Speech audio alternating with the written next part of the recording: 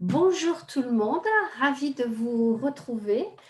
Aujourd'hui, nous allons écouter une personne c'est une de ses interviews, un de ses entretiens, qui fait partie de ce projet qui me tient vraiment à cœur, qui s'appelle What Drives Her, de femme à femme, c'est-à-dire qu'est-ce qui la motive.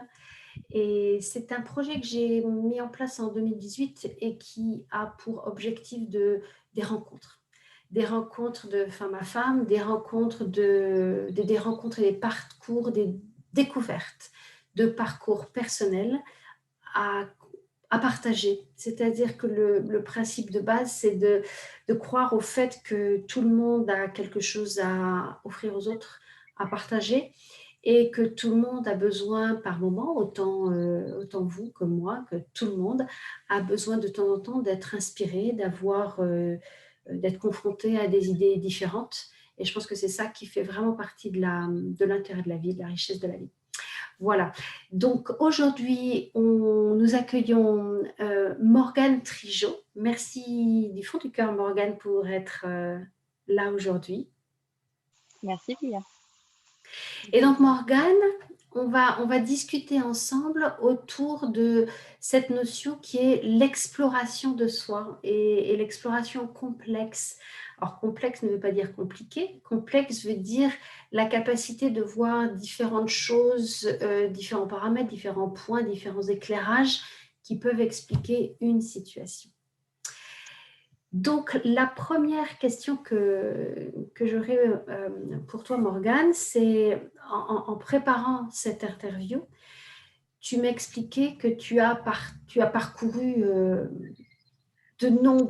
très nombreuses régions du monde, endroits du monde, que tu es partie explorer ce qu'il y avait ailleurs et que cette exploration avait aussi pour, euh, pour Ni, pour des points de départ, le fait de renier et le fait de refouler tes racines. Est-ce que tu peux nous dire ce que, dans ton histoire à toi, tu as voulu fuir dans ce départ? Oui, alors je pense que dans mon cas, en tout cas, c'est intéressant de dire ce dont j'étais consciente et inconsciente. Donc j'étais consciente de vouloir partir, euh, apprendre l'anglais. J'avais envie d'aventure, aussi un grand besoin de liberté, qui était déjà bien prononcé. Est-ce que c'était aussi une conséquence dont je me doutais, mais pas tant que ça, du divorce de mes parents que je venais de vivre et de tenir. Donc un besoin de me reconstruire, mais surtout un besoin de construire mon chemin, je pense. Mais j'avais 23 ans quand je suis partie, juste 23 ans quand je suis partie en Australie, donc à l'autre bout du monde. Et donc j'étais jeune, bille en tête, très innocente. Et, euh, et j'étais pas capable de mettre des mots, en fait, sur tout ça, sur qui j'étais, comment je fonctionnais, et cette fameuse complexité. Et encore moins, en fait, des bagages émotionnels qu'on pouvait, qu'on peut avoir en soi et que j'avais. Euh, donc, mon expérience en Australie a duré 3 ans et elle a été aussi superbe que très, très douloureuse. Elle s'est soldée avec un, un burn-out couplé d'une dépression. Certains praticiens, par la suite, m'ont aidé à mettre un autre terme dessus qui s'appelle la nuit noire de l'âme.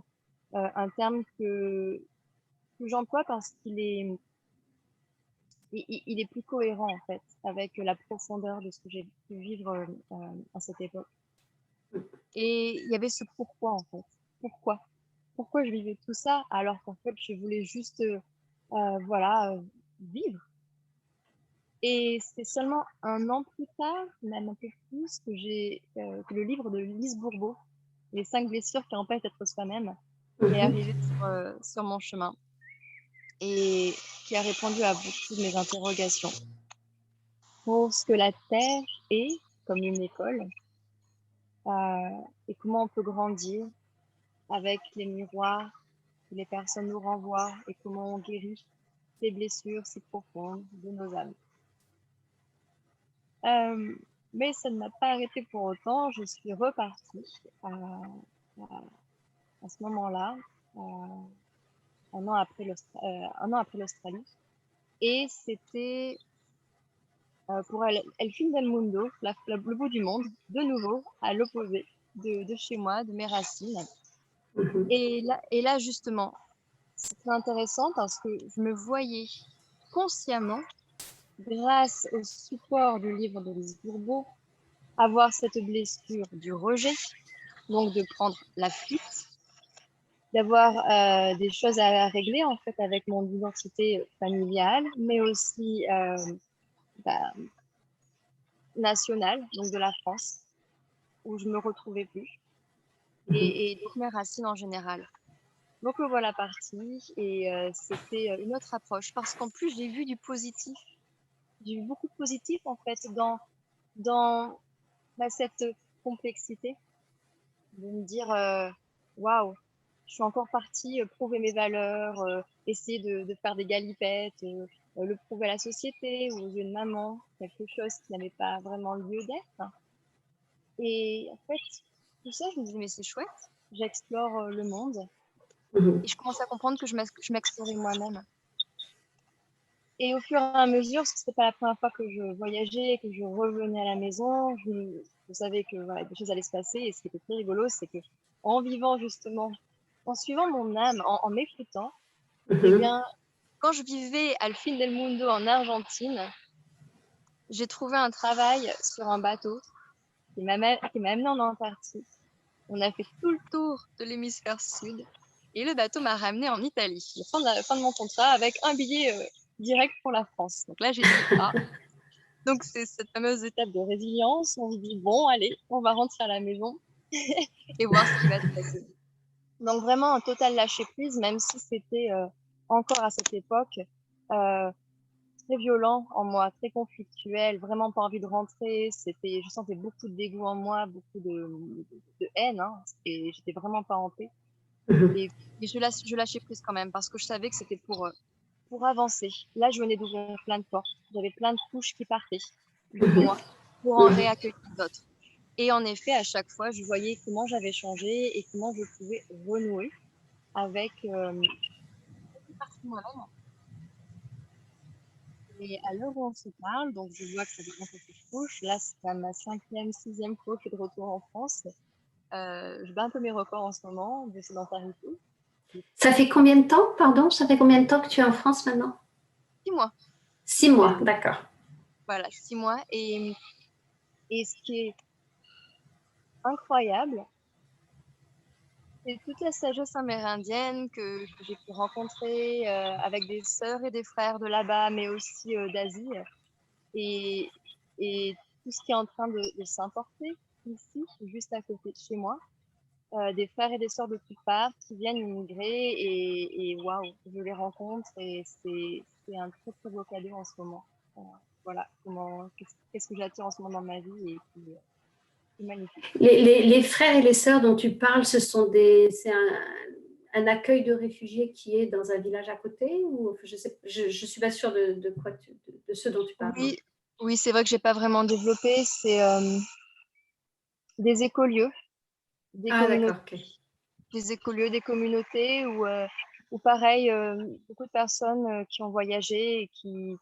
qui sont inspirées d'ici et d'ailleurs, des fois même juste en présentiel ici, Mhm. voilà, veulent construire pour. Oui, oui, je vois tout à fait les écolieux. Pour celles ou ceux qui connaissent pas les écolieux, vous regardez sur Internet, vous allez voir un petit peu quelles sont les philosophies derrière et quels sont je vais dire les profils de gens. Je ne sais pas s'il y a des profils de gens parce que tout le monde est le bienvenu, mais voilà, c'est une façon de vivre qui est un petit peu différente de celle auxquelles on est habitué depuis quelques decades maintenant, de quelques dizaines d'années. Euh, Très souvent, quand on parle de migration, ce qui a été ton cas, tu as migré, tu es parti, tu as voyagé pendant longtemps. Très souvent, on dit que la personne qui part comme ça part avec un fantasme du retour. Est-ce que ça a été ton cas, ou est-ce que, quand je dis fantasme, c'est une envie plus ou moins consciente, en fait, de revenir à un moment donné à ses racines? Il m'a semblé comprendre que ça a été graduel chez toi, d'être à l'écoute de potentiellement un retour plus apaisé. Je ne sais pas, qu'est-ce que tu en dirais pour toi? Euh, En effet, ça a été graduel et ça l'est toujours parce que je me sens encore un peu en conflit quand je suis en France. Je pense que ça peut être très personnel et bon, ça peut être un sujet où on peut vraiment débattre. Mais euh,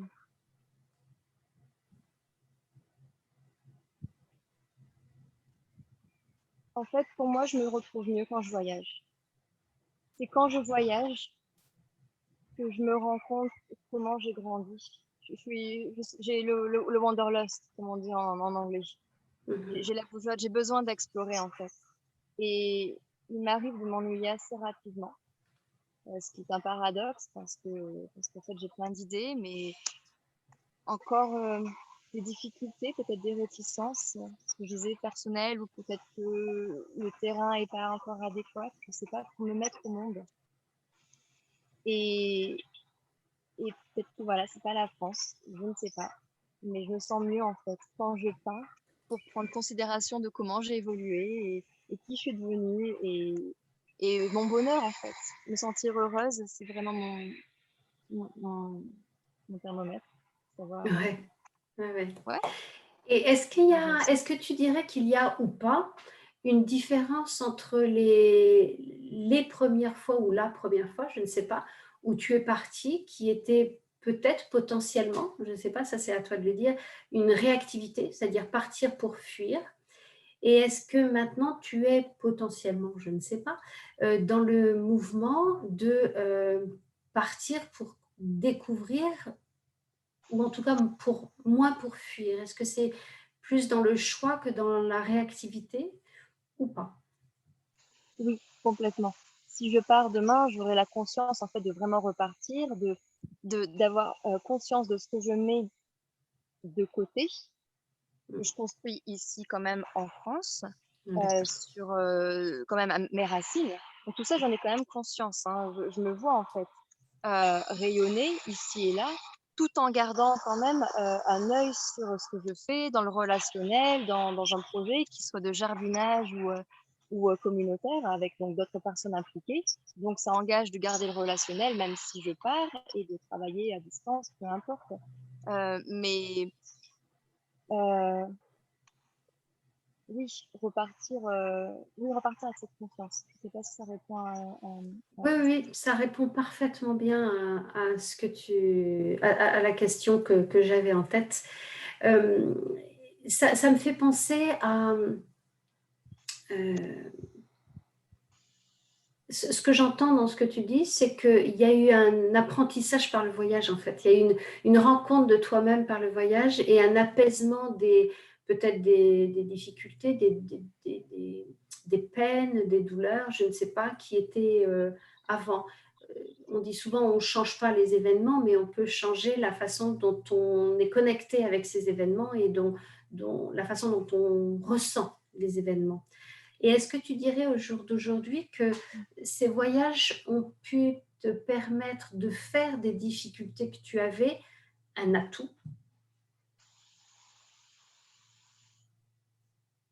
oui. Là, j'avais envie de citer Gandhi. J'aime beaucoup Gandhi. Il y a Mhm. beaucoup de citations que j'aime de lui. Et, et pourtant, celle où il dit que le plus grand voyageur n'est pas celui qui a fait 10 fois le tour du monde, mais le tour de soi-même, eh bien, eh bien j'ai un peu de refus sur ça parce que moi, j'avais besoin en fait de partir. C'est en partant que je me suis rencontrée, que j'ai il y a un espace-temps en fait. Déjà, je pense qu'on est assez distorsionné dans tout le monde qu'on vit actuellement, donc c'est plutôt logique pour moi d'aller explorer ici et là, qu'est-ce que ça nous appelle, etc. Mhm. Et, et après se recomposer. Euh, mais est-ce que j'ai pu faire de ces difficultés Oui, justement, je pense que c'est le but, en fait, de pouvoir, sinon ça servirait à rien, en fait, de pouvoir euh, tirer profit de tout ça, de toutes ces expériences. Qu'est-ce qu'on en fait? Dans mon cas, j'ai envie de devenir une meilleure personne. Pardon, on a mal Une, compris. une meilleure personne. Une Merci. meilleure personne. Ça peut être sur tout plan. Après, je sais que ma réinsertion sociale se fait encore et toujours. Mais je pense surtout à la mère en moi qui aura des enfants un jour. Les schémas que je pouvais faire avec mes petites sœurs et qui ne m'appartiennent pas. Voilà, donc je me suis nourrie de tout ça et ça enrichit voilà, la personne que je veux devenir. Donc oui, j'ai pas de difficultés aussi. Transmuter, transmuter plein de peurs pour continuer d'aller de l'avant. Voilà, j'ai compris que la vie pouvait aussi être très simple et continuer. Mhm, mhm. C'est intéressant, ça t'a permis de... Enfin, ce que toi, tu en as retiré, c'est cette prise de distance pour pouvoir aller dans un lieu plus sécurisé, peut-être, et de voir les choses ou le nid dont tu venais avec plus de distance. Oui. J'aimerais... Pardon. Non, c'est ça, c'est bon. J'aimerais bien que je trouve intéressant et je pense que ça peut sans doute inspirer des personnes qui nous écoutent. Je pensais au début à la notion de la main tendue, c'est-à-dire la capacité que l'on peut avoir à certains moments de sa vie de percevoir un événement, une personne, un objet, un animal, un élément de la nature qui est là et qui va nous aider, qui va nous aider, qui va nous inspirer, qui voilà. Et tu parlais de, j'ai compris, tu as cité un livre. Et j'aimerais bien que tu nous parles un petit peu plus de ce livre, de cette rencontre avec ce livre, de cette rencontre avec le contenu et le message que tu as pris de ce livre. J'ai eu l'impression que ça a été pour toi ce que j'appelle moi la main tendue, c'est-à-dire quelque chose dont tu t'es nourri pour pouvoir continuer à avancer de façon choisie. On parle du livre de Lise Bourbeau, Les Oui, 5 blessures qui empêchent d'être soi-même. oui. Euh, oui, quand j'étais dans ce que j'appelle le, le néant, à l'époque, je sais même pas si j'étais capable en fait de mettre des mots dessus. C'est venu bien après. Mais j'étais dans un tel état apathique que je m'enfonçais encore plus que ce qui était. Et j'ai eu peu de personnes, vraiment très peu de personnes sur le chemin, qui ont su me guider ou entendre en fait cette voix si lointaine. Et donc j'ai eu quand même une à deux mains tendues. Et je sais même plus comment ce livre de Lise Bourbeau est venu sur le chemin, mais il m'a complètement fascinée. Je pense qu'à force de me répéter cette question de pourquoi, je la raisonnais, je la vibrais tellement que voilà, il y a eu cet appel. Et donc ce livre est venu à moi. Et j'ai dû le lire 3, voire 4 fois. Euh, Au fur et à mesure, voilà, quand j'ai compris en fait que c'était par couche, euh, je me sentais connectée au livre, je revenais vers lui, et puis c'était une reconnaissance de nouveau avec une part de moi-même. Et ça pouvait être de nouveau le rejet, tout comme l'abandon ou la trahison. J'ai pas trouvé qu'il y avait qu'une seule blessure en mon cas, mais plutôt les 5. Voilà, c'est différentes représentations hein, dans la réalité. Mais m'a beaucoup aidé et j'ai fait ma propre psychanalyse, comme j'aime l'appeler en fait. Donc voilà, euh, me tenir la main. Oui, d'où la main tendue. D'où le moment de main tendue. Et c'est vrai que et quel était, tu disais, tu as utilisé une expression qui vient de personnes, le moment noir de l'âme, ou je ne me rappelle plus ce que tu disais pour décrire ce que La nuit noire de l'âme. Ouais. la nuit noire de l'âme. Je la trouve très belle, cette expression. Ouais, tu vois, je la marque, la nuit noire de l'âme. En fait, ce que j'entends, c'est qu'il y a eu, et je me trompe peut-être, c'est il y avait un moment où il y avait une déconnexion d'avec l'autre, c'est-à-dire que personne n'était là, une solitude vertigineuse, la nuit noire de l'âme, le vide, le néant, comme tu disais. Et puis ce livre, tu as réussi à, ce livre est arrivé, tu l'as lu, relu et relu, et ça a été en fait, il me semble, c'est ce que j'entends comme enfin, quelqu'un comprend quoi. Enfin, je peux comprendre ce qui se passe en moi. C'était Oui. ça? Oui, exactement. Parce que là, on parle, dans les 5 blessures qui empêchent d'être soi-même, on parle des 5 blessures de l'âme. Ça va plus loin que la peur, que la souffrance, c'est quelque. Si on part du principe que la Terre est une école, à la base, euh, où on grandit, où on évolue, pour peut-être, voilà, que sais-je. Mais il se passe tellement de choses, en fait, sur cette Terre, qu'on oublie l'essentiel. L'essentiel l'essentiel de vivre la simplicité, d'interagir avec l'autre, comme une, comme une reconnaissance de soi, de savoir qu'est-ce que tu vas m'apporter et être bon avec soi-même pour être bon avec l'autre également. Et grandir ensemble, parce que nous sommes humainement faits ainsi et humainement connectés. Donc, ce livre, oui, a touché en fait le sujet de l'âme.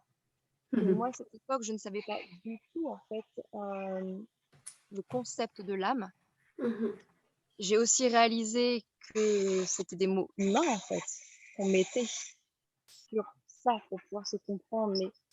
Mais c'est vrai que c'est quand même important voilà, de peut-être faire une distinction. En tout cas, je sentais que ces blessures étaient trop profondes pour faire partie d'une situation basique. Là, ça touchait quelque chose de vraiment, vraiment abyssal.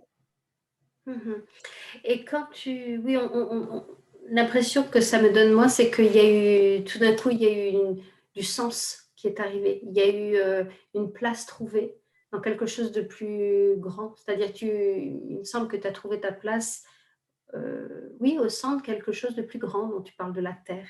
Je sens une spiritualité aussi derrière. Et j'ai bien envie que tu nous donnes ta définition de l'âme, si tu en as envie. Waouh! Oui, waouh, c'est un big one celui-là. Oui, oui, et la première chose qui me vient en tête, c'est merci Pia pour la belle âme que tu es. Voilà, c'était. Merci beaucoup, Morgane, c'est gentil. Oui, c'est euh,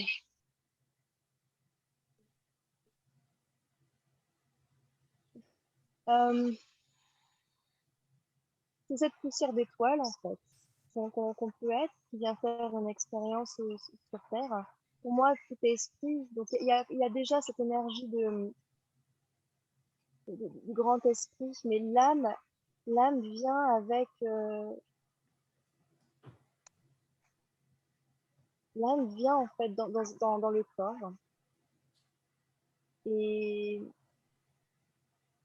elle est comme engrammée, comme encodée, avec des rêves, avec un bagage émotionnel, peut-être des idées préconçues, je sais pas, mais avec quelque chose, un fondement, un début. Et puis après, voilà, bienvenue sur Terre. Et les parents, la société, les amis vont nourrir tout ceci, ou pas grandir, ou ne pas le transcender et tout aller dans l'autre sens. C'est un peu Mhm. c'est comme ça que, mais je sens que je sens très bien que sur le chemin viennent à moi des âmes et il y a une telle magie. Justement, en français, on dit l'âme, magie, l'âme qui est en action. C'est peut-être pour ça que je me sens aussi bien quand je voyage, parce que c'est là où je sens que je me sens tellement en vie. Et la magie de rencontrer des personnes qui viennent juste pile au bon moment. Et pour moi, là, il y a vraiment un appel. Et cet appel, il vient de l'âme, en fait, il vient du cœur. Me donner une définition, pour moi, ça serait en fait le cœur. Et j'aime bien, ça me plaît bien tout ça. Et quand tu parles de l'âme aussi, est-ce que dans ce que tu as découvert avec tous tes voyages, découvert de toi, découvert des autres, est-ce que tu as, parce que c'est quelque chose voilà, qui me passionne aussi, qui m'intéresse, est-ce qu'il y a une présence de notre ancestralité? C'est-à-dire, est-ce qu'il y a une présence pour toi dans la présence de cette âme de tous ceux qui ont vécu avant nous? Là aussi, une grosse question. Et tous ceux qui ont vécu avant nous,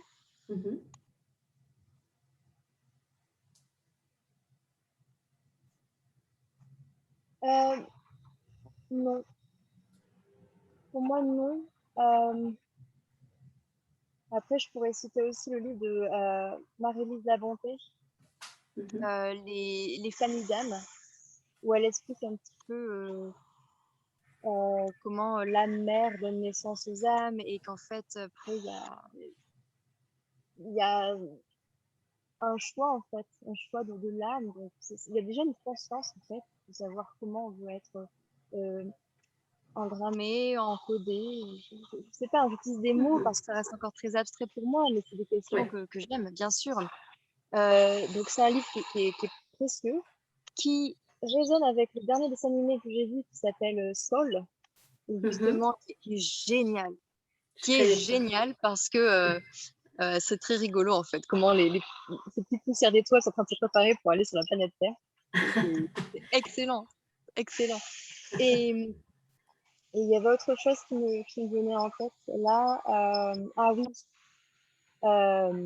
eh bien, le livre de Dolores Cannon qui s'appelle Les 3 vagues de volontaires et la nouvelle Terre.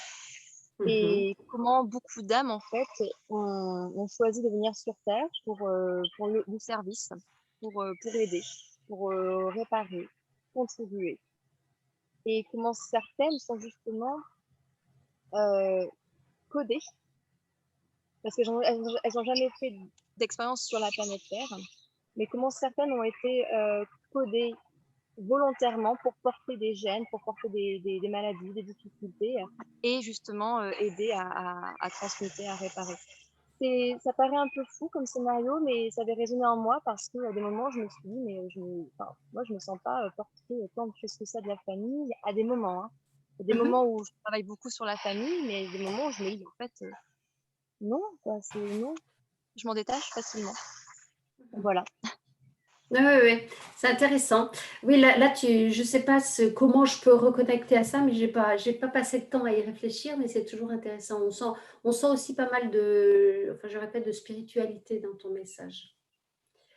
Quand on avait préparé cette interview, on avait évoqué ensemble la simplicité dans la pluralité. Tu te rappelles? Oui, oui.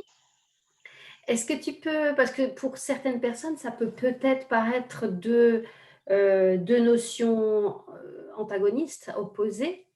Je crois que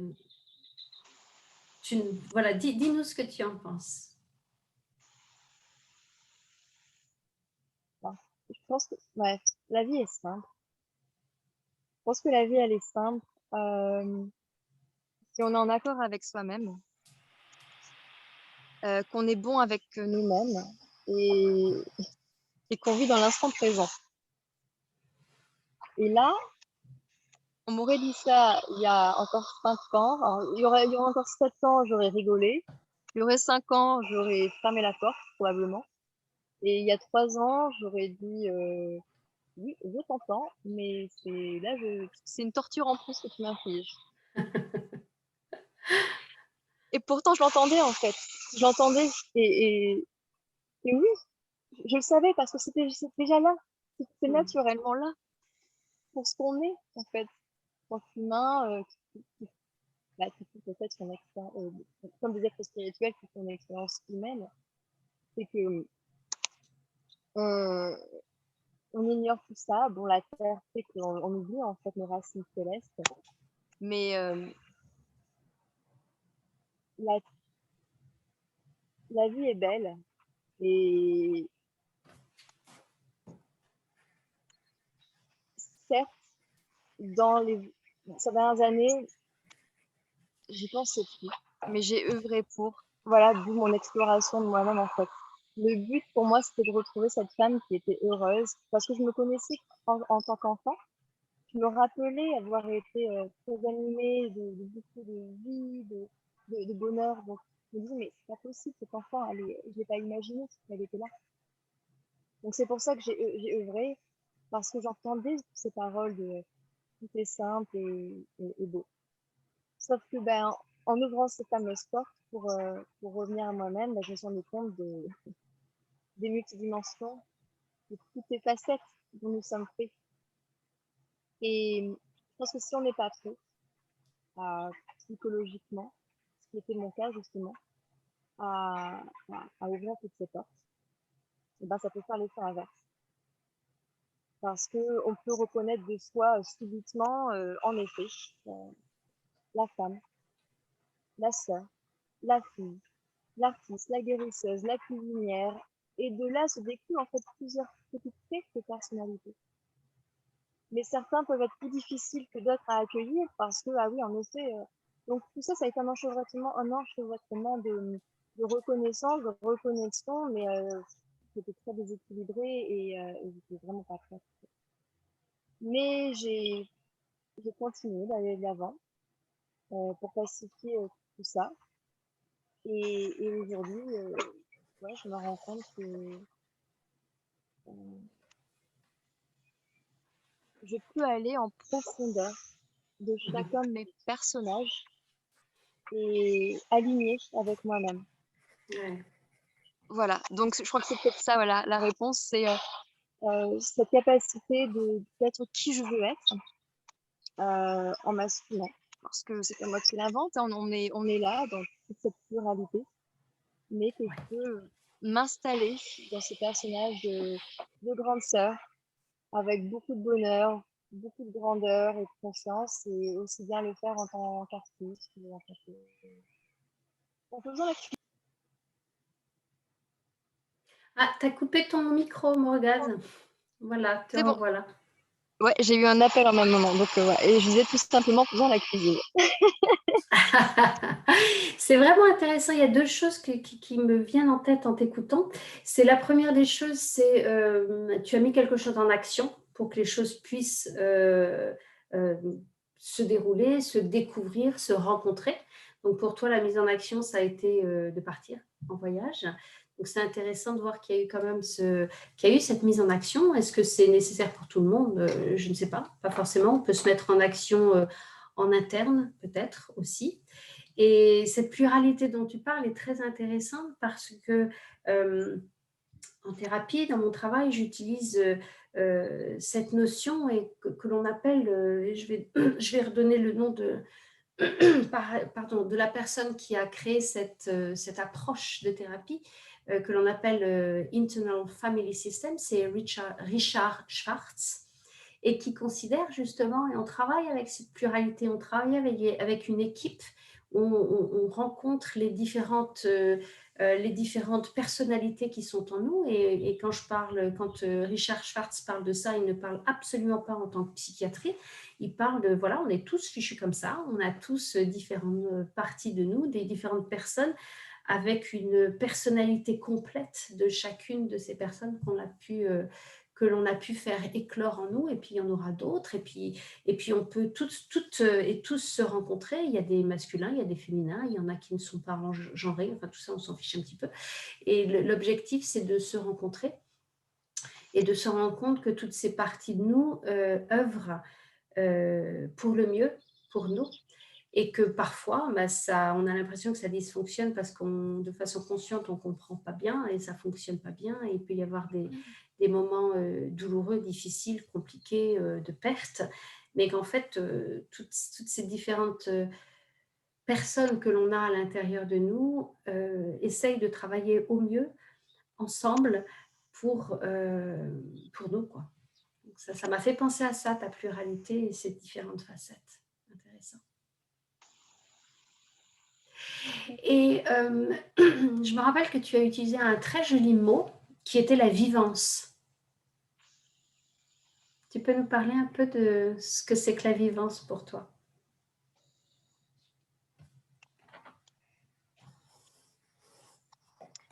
Donc, quand j'étais petite, je me sentais, j'avais une énergie incroyable, très solaire. Mais pareil, je ne savais pas. Et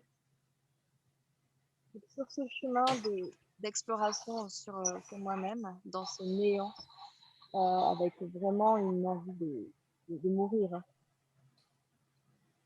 au point que mon pseudo, en tant qu'artiste, c'est Ganas de vivir, donc envie de vivre. Ganas de vivir. Ganas de vivir, ouais. Ganas. Mm-hmm. Parce que j'avais vraiment envie de m'en sortir, parce que je savais en fait que la vie c'était pas dans l'état dans lequel j'étais, que cet enfant, en fait, je parle beaucoup de l'enfant, je m'en suis rendu compte dernièrement, peut-être juste le préciser, je me suis un peu approchée de la thérapie sur l'enfant intérieur, parce que dans mes voyages, justement, une des premières personnes qui m'ont entendue et guidée m'a dit que l'enfant intérieur savait tout. Et ça a été très puissant, très fort. Donc j'ai pu me raccrocher en fait à cet enfant. Et donc à cette vie, qui était un paradoxe avec ce que je vivais. Et ça a aussi été une motivation pour que j'avance. Et donc, dans tout ce méli-mélo, j'ai reconnecté avec ce pouvoir créateur, de savoir que je pouvais donner la vie, donc porter un enfant, avoir un enfant qui naît en soi. Et ça me paraissait tellement naturel, mais à la fois tellement effrayant. J'étais même pas au courant de tout ça. Enfin, je me suis dit, mais c'est pas possible. Et de là, tout s'est mis en place. Je pense qu'on pourrait reposer cette question quand je serai maman, ça va encore prendre de l'ampleur. Mais, mais oui, en fait, la vie, on, on, on est en vie déjà et on peut donner la vie. Et en plus, on est interconnecté, on est dans un grand tout où il y a tellement de vie, que ce soit les animaux, les minéraux, les végétaux, les arbres. C'est incroyable. Je ne sais pas s'il existe en fait une autre planète où, où ça pétille autant,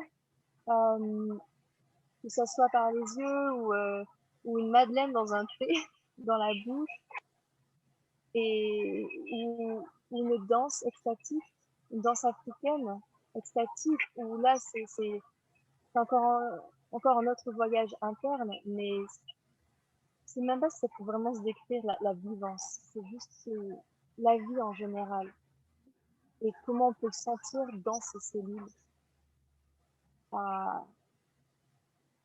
à une vibration vraiment puissante. Voilà, Mm-hmm.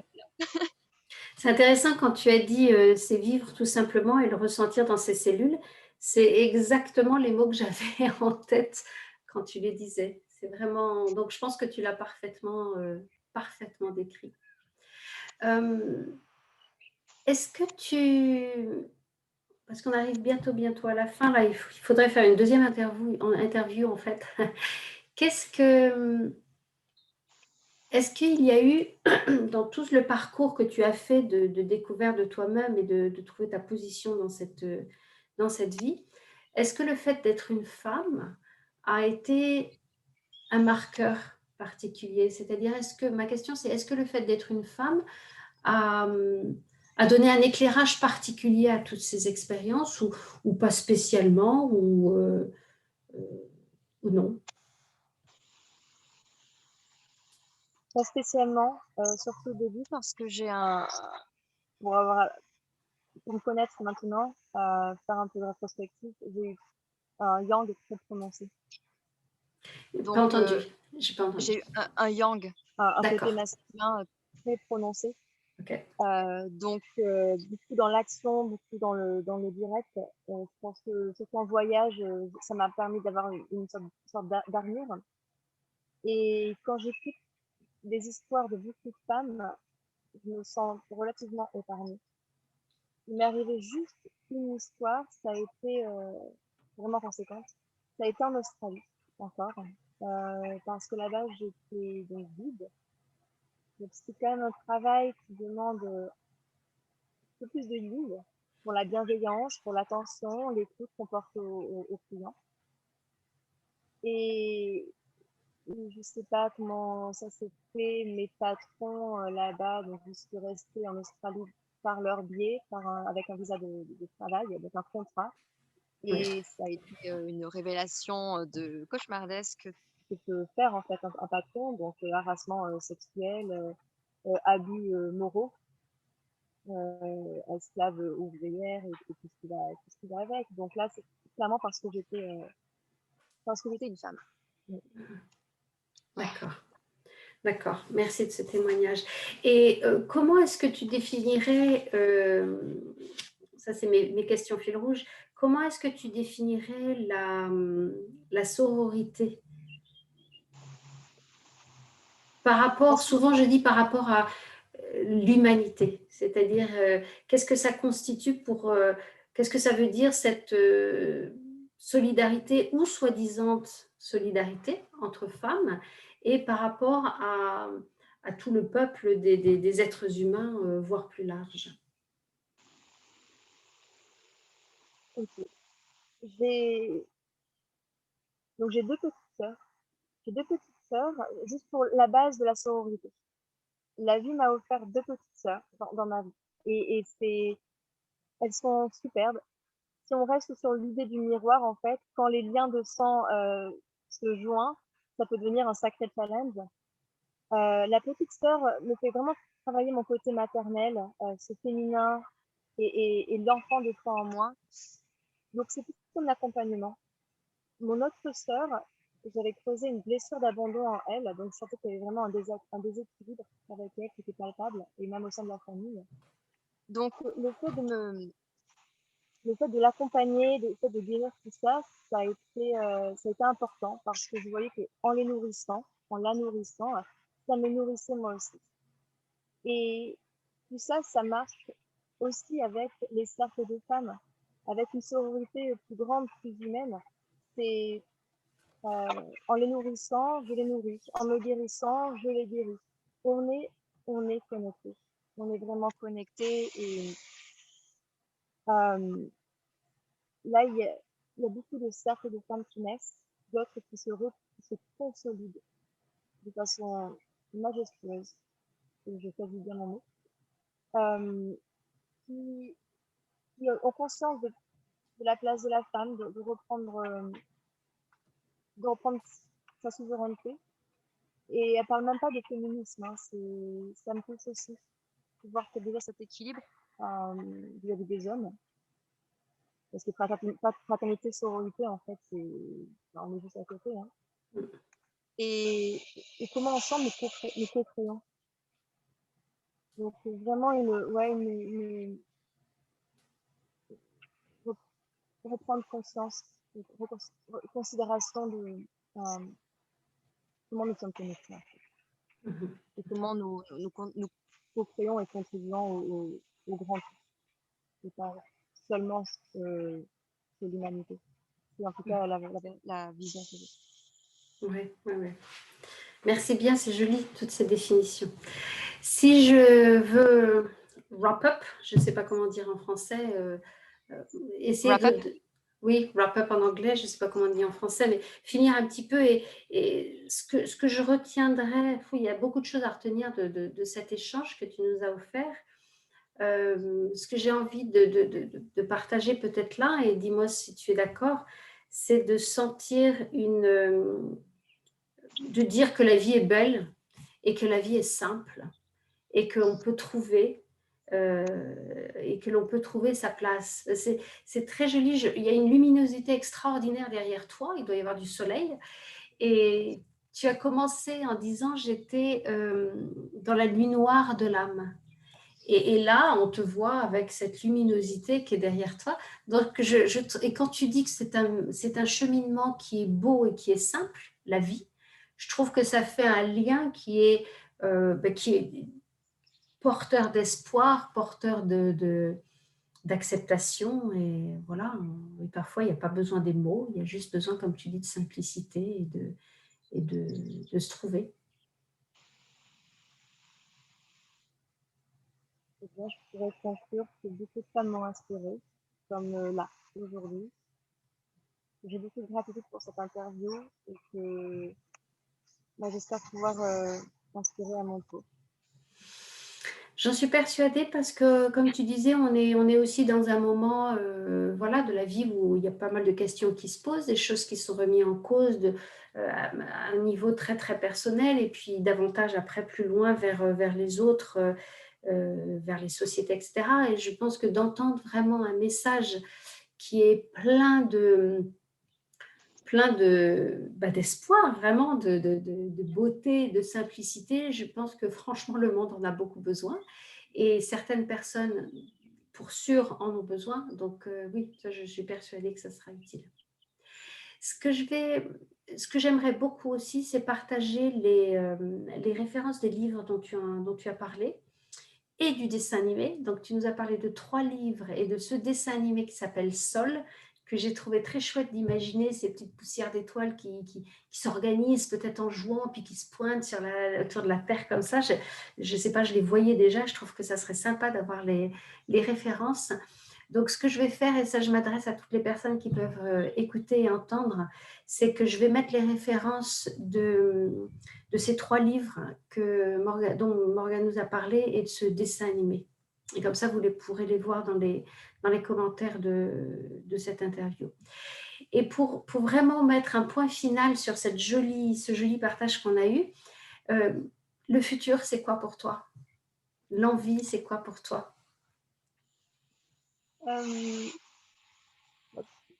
C'est déjà dans un moment présent. Mais j'aime cette question parce que eh bien, il y a la notion du rêve qui vient quand on évoque le futur. Parce que justement, là, je me penche sur les livres de Robert Moss qui parle qui est le créateur de Active Dreaming et qui parle en fait de l'importance de rêver, de comment rêver justement, ou on peut dire aussi poser une intention, permet d'envisager un futur, de le créer et au fur et à mesure d'avoir une connaissance de la sagesse. Et voilà, pour moi, le futur, en fait, ça va continuer de réaliser mes rêves et de vivre. Voilà, c'est le futur qui est déjà installé et que je vis au jour le jour, comme je dis. Superbe. Ça me paraît être un futur particulièrement intéressant et excitant. Oui, voilà, on va voir. Ok, un grand merci à toi, Morgane, d'avoir partagé ça. Pour toutes celles qui sont inspirées, si jamais vous voulez rentrer en contact avec Morgane, avec l'autorisation de Morgane, je mettrai ses coordonnées. Et puis, voilà, je vous souhaite beaucoup, beaucoup de bonheur à tout le monde et beaucoup d'inspiration avec cette interview. Un grand merci, Morgane. Au revoir. Et au revoir à tout le monde.